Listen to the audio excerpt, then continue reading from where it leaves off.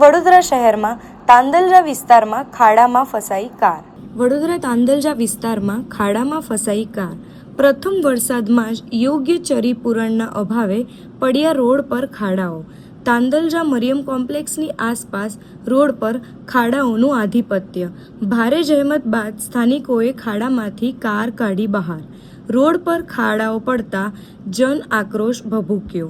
વહેલી તકે રોડ પર રીફેસિંગ કરવા માંગ કરવામાં આવી છે. બિલકુલ સાચી વાત છે. આ વડોદરા શહેર તાંદલજા વિસ્તાર મરિયમ કોમ્પ્લેક્સ મહેફૂઝ કોમ્પ્લેક્સની આસપાસનો આ વિસ્તાર છે.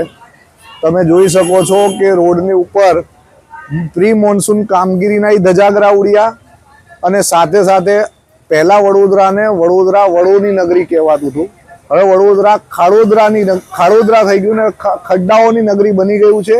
એનું આ એક એક્ઝામ્પલ છે.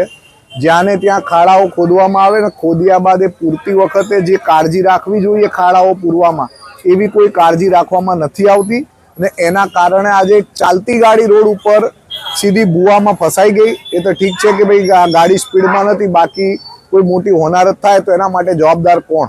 આ જે વ્યક્તિની ગાડી ફસાઈ છે એની ગાડી માટે એના જે વળતરની જો એ છે કોર્પોરેશન આનું વળતર ગાડી માલિકને ચૂકવે એવી અમારી માંગણી છે.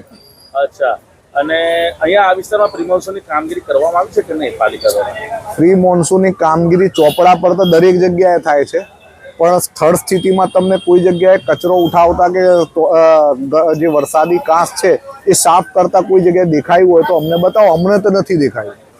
અને વરસાદ પડવાની સાથે વિવિધ વિસ્તારોમાં આ વિસ્તારમાં પાણી પણ ભરાવાની સમસ્યા ઉદ્ભવી રહી છે. બિલકુલ સાચી વાત છે. વરસાદ પડવાની સાથે અહીંયા પાણી ભરાવાની સમસ્યા ઉદ્ભવી છે. અને ઉદ્ભવી છે તો કેવું થાય છે, વરસાદી કાંસ જે તરફ હોય એ ભાગ ઊંચો રાખવામાં આવે છે, જે બાજુ પાણી ભરાય એ ભાગ નીચો રાખવામાં. ખરેખર એમની એટલી બુદ્ધિ, ટેકનિકલ બુદ્ધિ ચાલતી હોય તો વરસાદી કાંસ જે બાજુ પાણી વધારે ભરાતું હોય, ઊંડાણ થોડો નીચાણવાળો ભાગ હોય એ બાજુ વરસાદી ગટરો રાખવી જોઈએ. ગટરો રાખી નથી, એના કારણે આ વરસાદી પાણી અહીંયા ભરાય છે. આના પહેલા પેચવર્ક પણ અહીંયા કરવામાં આવ્યું છે, તેમ છતાં પણ ભૂવો પડ્યો છે. એ પેચવર્ક કામગીરીને શું કહેશો? કોન્ટ્રાક્ટરની કામગીરી એ જ છે. સૌથી થૂક પટ્ટીવાળું કામ છે આ, કે કોન્ટ્રાક્ટરો કામ કરે છે, કામ કર્યા પછી જે ખાડા ખોદ્યા હોય ખાડા પૂરવાની જે જવાબદારીમાં જે કાળજી ચોકસાઈ રાખવાની હોય એ ચોકસાઈ ના રાખી, એના કારણે આજે કોઈને નુકસાન વેઠવાનો વારો આવ્યો છે.